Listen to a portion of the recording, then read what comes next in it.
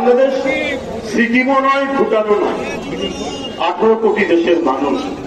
এইটা পার্শ্ববর্তী দেশের পলিসি মেকার যারা নীতি নির্ধারক তাদেরকে মনে রাখতে হবে। ত্রিপুরার মুখ্যমন্ত্রী কালকে বলেছেন যে ভারতকে বাদ দিয়ে বাংলাদেশ স্থিতিশীল হবে না। আপনারা কিসের আলোচনা দিচ্ছেন? এগুলো কি কথা বলছেন? বাংলাদেশের মানুষ তারা অদম্য সাহসী এবং বীরের জাতি। এরা কিভাবে নিজের দেশকে পরিচালনা করবে, কাকে নির্বাচিত করবে, সেই অধিকারটুকু তারা জানে, সেই অধিকারে তারা বিশ্বাসী।